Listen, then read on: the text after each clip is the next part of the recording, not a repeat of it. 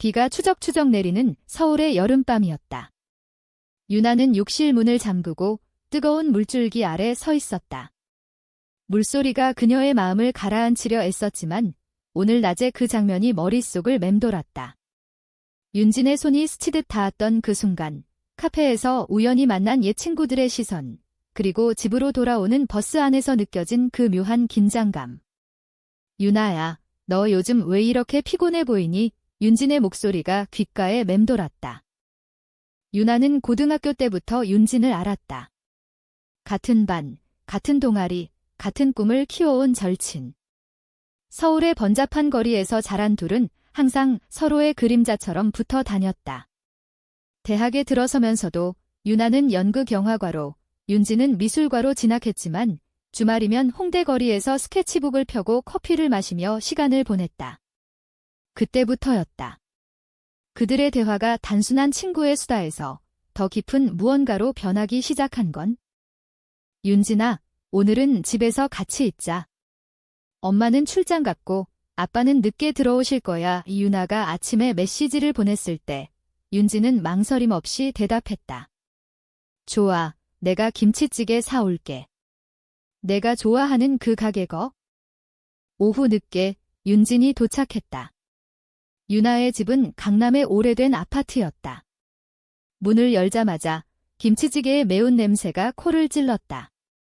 와, 진짜 맛있겠다. 유나가 웃으며 윤진을 끌어안았다. 그 포옹이 평소보다 길었다. 윤진의 어깨가 살짝 떨리는 게 느껴졌다. 너무 더워서 샤워 먼저 할래? 나중에 같이 먹자. 유나가 말했다. 둘은 자연스럽게 욕실로 향했다. 서울의 여름은 습하고 끈적거렸다. 유나가 먼저 물을 틀고 들어가자 윤진이 문밖에서 기다렸다. 나도 같이 할까? 윤진의 목소리가 장난스럽게 들렸다. 유나는 웃었다. 들어와, 어차피 물 많아. 물줄기 아래 둘은 어깨를 나란히 하고 섰다. 비누 거품이 피부를 스치고 증기가 방을 가득 채웠다. 유나야, 너 요즘 나한테 무슨 일 있어? 윤진이 물었다. 유나는 고개를 저었다. 아니, 그냥. 내가 있어서 다행이야. 그 순간 윤진의 손이 유나의 팔을 스쳤다. 부드럽고 따뜻한 촉감. 둘의 시선이 마주쳤다. 공기가 무거워졌다. 그리고 문이 벌컥 열렸다. 유나, 너 집에 왔어? 아빠가 일찍 끝나서 아버지의 목소리가 끊어졌다. 문득 그 눈앞에 펼쳐진 광경. 딸과 그녀의 친구가 샤워기 아래 나란히 서 있는 모습. 물소리가 갑자기 커지는 듯 했다. 아버지의 얼굴이 창백해졌다. 이게 무슨... 유나의 심장이 멎는 듯 했다. 아빠, 그녀가 비명을 지르며 수건을 집어들었다. 윤진은 얼어붙은 채로 벽에 기대섰다. 아버지는 문을 쾅 닫고 나갔다. 복도에서 발소리가 멀어지는 소리가 들렸다. 그날 밤, 집은 침묵으로 가득 찼 유나는 방에 틀어박혀 울었다. 윤진은 조용히 짐을 챙겨 나갔다. 미안해, 유나야. 나 때문에 문이 닫히는 소리가 그들의 세상을 갈라놓는 듯 했다. 다음 날 아침, 아버지는 소파에 앉아 신문을 펼쳐 들고 있었다. 평소처럼 커피를 마시며 하지만 눈빛이 차가웠다. 유나, 내려와. 목소리가 낮고 단호했다. 유나는 계단을 내려오며 다리가 후들거렸다.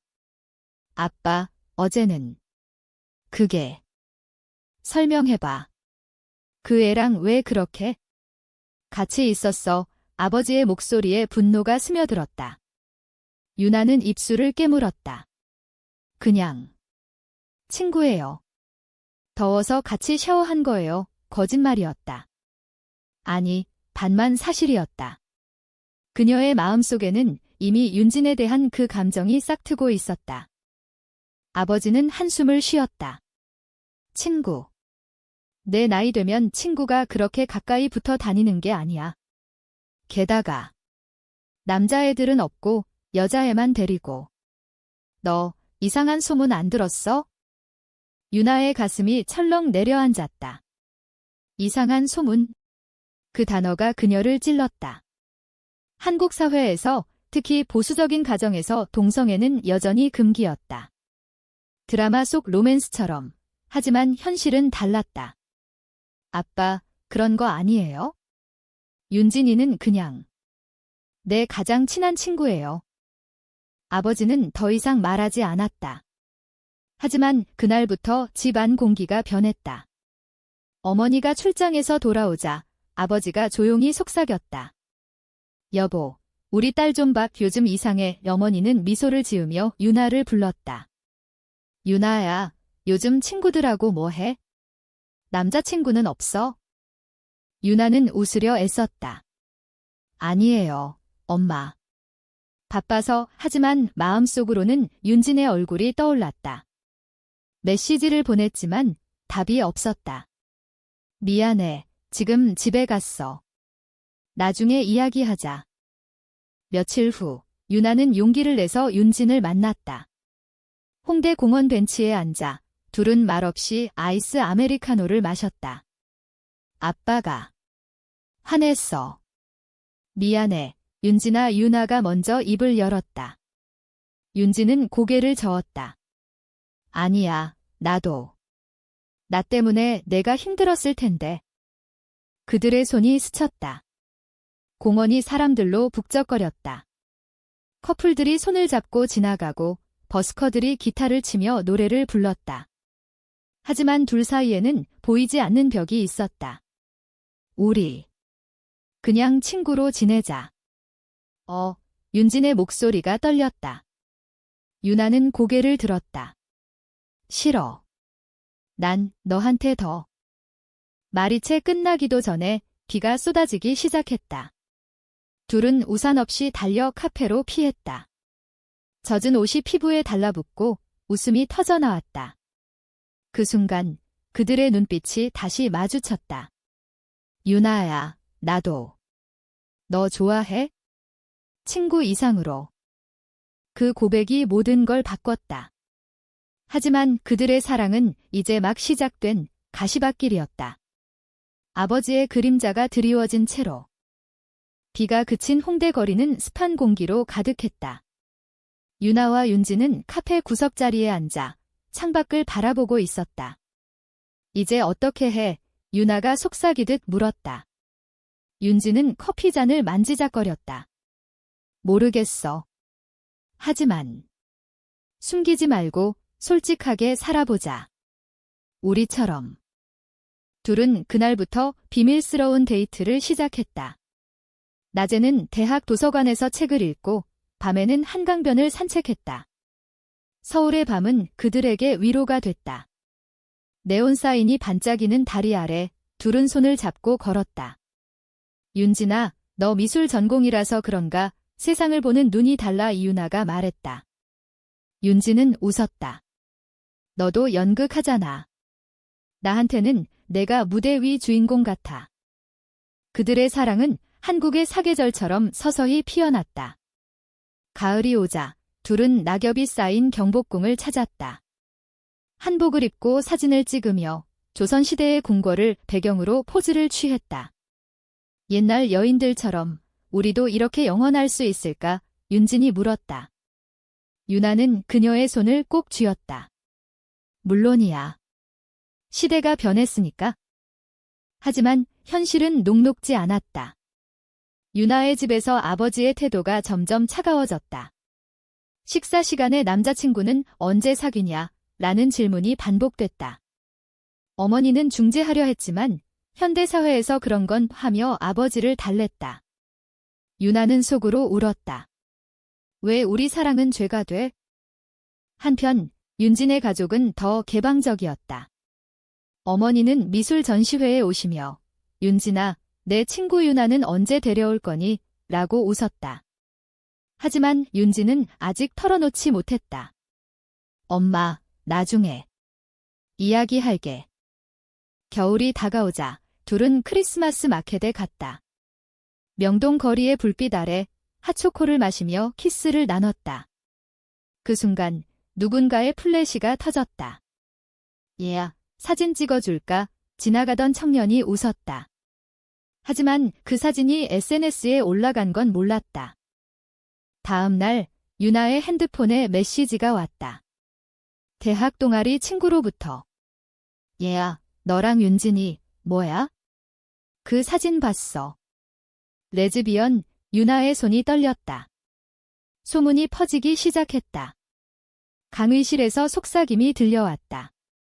유나가. 진짜. 유나는 윤진에게 달려갔다. 우리. 조심해야 해. 하지만 윤진은 고개를 저었다. 숨기면 더 힘들어. 자랑스럽게 살아야 해. 그 말에 유나는 눈물을 글썽였다. 너 때문에. 나도 강해질게. 그러나 충돌은 피할 수 없었다. 설날이 다가오자 가족 모임이 예정됐다. 유나의 집에 친척들이 모였다. 상투리 두른 할아버지, 엄격한 삼촌. 아버지는 유나를 불렀다.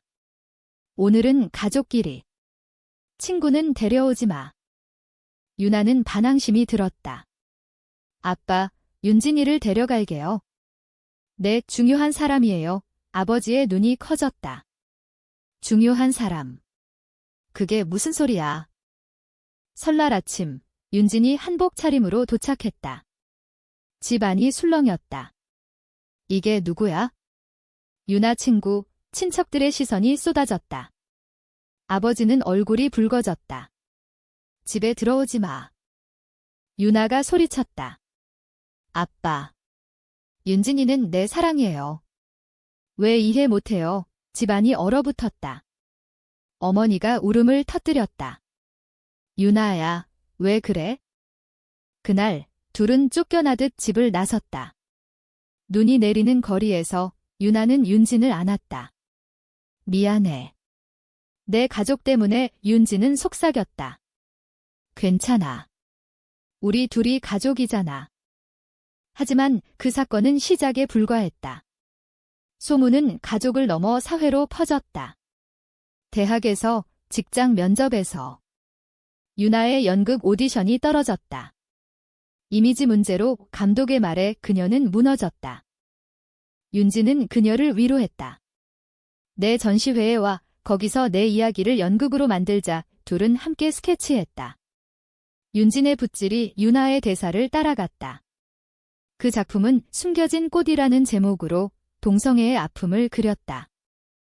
전시회 날 갤러리는 사람들로 북적였다. 하지만 비평가의 리뷰가 날카로웠다. 너무 선정적이다. 한국 사회에 맞지 않아. 윤진의 눈에 눈물이 고였다. 우리가 잘못한 거야? 유나는 그녀를 끌어안았다.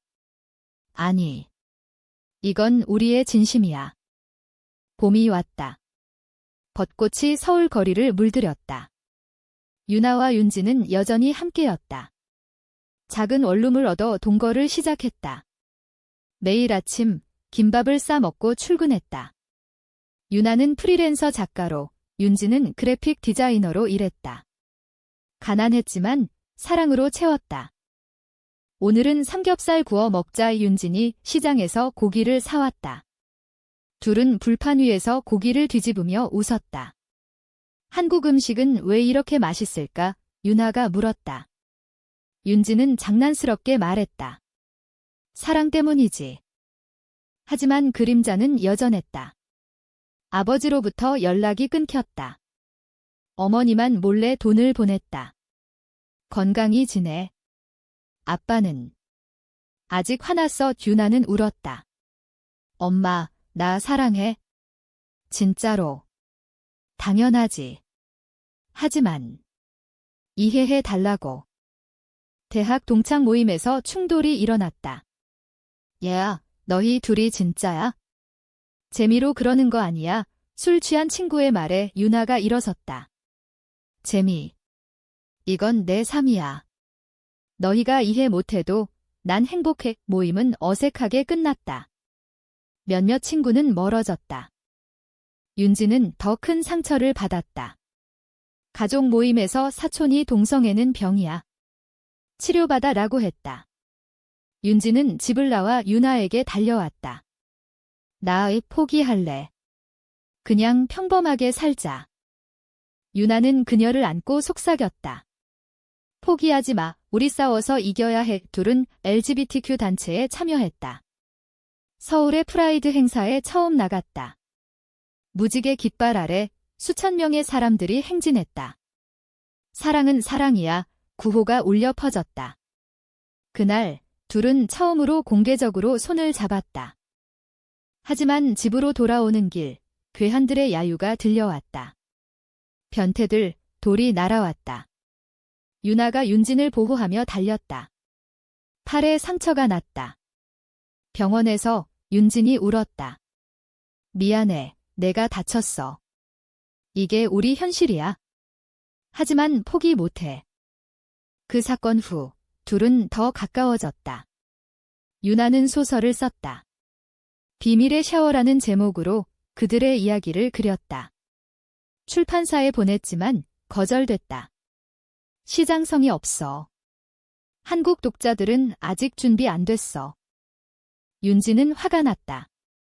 왜 우리 목소리를 무시해? 그녀는 온라인 커뮤니티에 올렸다. 웹툰으로. 조회수가 폭발했다. 이야기 공감돼요. 댓글들이 쏟아졌다. 비슷한 경험을 가진 사람들이 모여들었다. 그러나 성공은 새로운 갈등을 불렀다. 유명 블로거가 이건 프로파간다야 라고 공격했다. 악플이 쇄도했다. 죽어라. 한국 문화 파괴. 윤지는 핸드폰을 던졌다. 나 무서워. 유나는 그녀를 달랬다. 함께라면 괜찮아. 그날 밤 둘은 한강 다리에서 별을 봤다. 언젠가 우리 가족도 이해할 거야. 갑자기 어머니의 전화가 왔다. 유나야, 아빠가 병원에 누워 있어? 와봐. 유나의 세계가 무너졌다. 병원으로 달려가자 아버지는 침대에 누워 있었다. 심장마비. 아빠, 유나가 울부짖었다. 아버지는 희미한 미소를 지었다. 유나, 미안하다. 내가 잘못했어. 그 말에 유나의 눈물이 흘렀다. 아빠, 나 용서해요. 사랑해요. 아버지는 손을 내밀었다. 그의 윤진이 데려와. 윤진이 도착했다. 병실은 조용했다. 아버지는 그녀를 보며 말했다. 미안해. 내가 우리 딸을 행복하게 해줘서 고마워. 윤진의 눈에 눈물이 고였다. 저도 감사합니다. 아버지는 회복됐다. 하지만 그 사건은 가족을 바꿨다. 집으로 돌아온 아버지는 이제 받아들일게라고 말했다. 그러나 진심일까? 여름이 다시 왔다. 아버지의 회복은 기적 같았다. 집은 조금씩 따뜻해졌다. 어머니가 윤진을 초대해 떡볶이를 만들었다. 자, 맛있게 먹어의 테이블 위에 놓인 음식은 사랑의 상징이었다. 아버지는 여전히 어색했지만 잘 지내? 라고 물었다. 유나와 윤진은 행복의 절정에 있었다. 여행을 떠났다. 제주도로. 푸른 바다 앞에서 둘은 맨발로 모래를 밟았다. 여기서 결혼할까? 윤진이 장난스럽게 말했다. 한국에서 동성 결혼은 불가능했지만 꿈은 자유였다. 그래, 우리만의 서약을 하자. 유나가 말했다. 둘은 해변에서 손가락 고리를 끼웠다. 영원히 함께할게. 바람이 그들의 약속을 날랐다. 제주 올레길을 걸으며 블랙 돼지고기를 먹고 유네스코 유산을 둘러봤다. 한국의 아름다움이 그들의 사랑을 더 빛나게 했다. 돌아와 삶은 안정됐다. 유나의 소설이 작은 출판사에서 나왔다. 베스트셀러는 아니었지만 독자들의 편지가 왔다. 당신 이야기로 용기 얻었어요. 윤진의 웹툰은 애니메이션으로 제작됐다. 하지만 배신이 찾아왔다. 대학 동창 지은이가 연락했다. 유나야, 나 은혜 이야기 썼어. 잡지 기사로 유나는 기뻤다. 정말. 보여줘. 하지만 기사는 왜곡됐다. 레즈비언 커플의 비밀 생활, 충격 고백, 선정적인 제목 아래 사적인 대화가 공개됐다. 이게 어떻게 유나가 충격에 빠졌다. 지은이는 사과했다. 미안, 클릭베이트로. 돈이 필요했어. 배신의 아픔이 밀려왔다. 윤지는 분노했다. 친구라고 믿었는데. 미디어 스캔들이 터졌다. TV 토크쇼에서 동성애는 가족 파괴라는 토론이 나왔다. 아버지의 회사 동료들이 딸이 그랬대라고 수근거렸다. 아버지는 다시 무너졌다. 유나, 이게 다 내 탓이야. 집에서 다툼이 벌어졌다. 아빠, 이제 이해하신다고 했잖아요. 이해. 세상이 어떻게 봐. 아버지의 외침에 어머니가 울었다. 유나는 짐을 챙겼다. 나어 갈게요. 윤진의 집으로 피했다. 우리 헤어질까? 윤진이 물었다. 유나는 고개를 저었다. 아니, 이게 실연이야. 둘은 단체 모임에서 상담을 받았다. 배신은 아프지만 성장의 기회예요. 상담사의 말에 위로를 받았다. 지은이는 사과하며 돈을 갚으려 했지만 신뢰는 깨졌다. 가을 축제에서 둘은 다시 일어섰다. 조계사 단풍 아래 불교 사찰의 평화가 마음을 달랬다. 인생은 무상해. 하지만 사랑은 영원. 승려의 법문이 울렸다. 아버지로부터 편지가 왔다. 미안하다. 내가 좁았어. 돌아와. 유나는 망설였다. 진심일까? 겨울 추위가 서울을 덮었다. 유나는 아버지의 편지를 읽고 울었다. 돌아갈까? 윤진이 물었다. 아니, 아직. 준비 안 됐어. 둘은 크리스마스를 보냈다. 집에서 트리를 세우고 캐럴을 불렀다. 징겔벨즈가 한국어로 어색하게 울렸다. 새해가 밝았다. 유나의 소설이 상을 받았다. 인권 문학상. 시상식에서 그녀는 말했다. 이 상은 우리 모두의 이야기예요. 사랑이 차별받지 않는 세상을 위해 박수가 터졌다. 윤진이 무대 아래서 눈물을 흘렸다. 하지만 고난은 계속됐다. 윤진의 직장에서 이미지 문제로 해고 통보가 왔다. 클라이언트가 불편해해 상사의 말에 윤진은 항의했다. 사랑 때문에 법적 싸움을 시작했다. 변호사와 상담하며 한국노동법상 차별금지를 주장했다. 유나는 그녀를 지지했다. 함께 싸워 미디어 인터뷰가 이어졌다. 레즈비언 커플의 용기라는 기사가 나왔다. 지지자들이 늘었다. 하지만 반대 시위도 일어났다. 보수단체가 가족가치 훼손 플래카드를 들었다. 집 앞에 기자들이 몰려들었다. 아버지가 나섰다. TV에 출연해 내 딸을 용서해. 하지만 사랑은 이해하려 해. 그의 말은 전국에 퍼졌다. 보수 언론이 변절자 아버지라고 비난했지만 그는 버텼다. 유나는 병원으로 갔다. 아빠, 고마워요. 잡아지는 않았다. 늦었지만 내 행복이 제일이야. 가족 모임이 다시 열렸다. 이번엔 윤진도 초대됐다. 어서 와. 어머니의 미소가 따뜻했다. 그러나 배신의 상처는 깊었다. 지은이가 다시 연락했다. 나 후회해. 도와줄게. 그녀는 자신의 블로그에서 사과문을 썼다. 내 잘못으로 아픈 사람들을 봤어. 용서해. 일부 독자들이 용서했지만 유나는 시간이 필요해 라고 말했다. 봄에 윤진의 소송이 승소됐다. 차별금지 판결. 뉴스가 됐다. 한국 사회의 변화라는 헤드라인. 둘은 프라이드 행사에서 연설했다. 우리의 사랑은 평범해요. 그냥 사랑이에요. 하지만 개인적 갈등이 싹텄다. 유나의 성공에 질투가 피어났다. 너만 빛나. 윤진이 툴툴거렸다. 미안, 나도 내가 자랑스러워. 대화로 풀었다. 우리 서로의 응원군이야. 여름 휴가로 부산으로 갔다. 해운대 바다에서 수영하며 영원히 이를 속삭였다. 가을 바람이 불었다. 유나와 윤진의 관계는 더 깊어졌다. 함께 책을 쓰기로 했다. 두 꽃의 이야기. 한국 민속을 바탕으로 한 로맨스. 한라산 설화처럼 금지된 사랑. 출판이 결정됐다. 프로모션 투어에서 전국을 돌았다. 부산, 대구, 광주. 각 도시의 문화가 그들을 감쌌다. 대구 양념통닭을 먹으며 여기 사람들은 따뜻해라고 웃었다. 하지만 과거의 유령이 돌아왔다. 아버지의 옛 친구가 내 딸 때문에 회사에서 라고 압박했다. 아버지는 스트레스로 다시 병들었다. 아빠, 윤하가 달려갔다. 내가 잘못 키웠어. 윤하는 가족 상담을 제안했다. 심리상담사 앞에서 아버지가 털어놨다. 젊을 때 나도 비슷한 사랑을 숨겼어.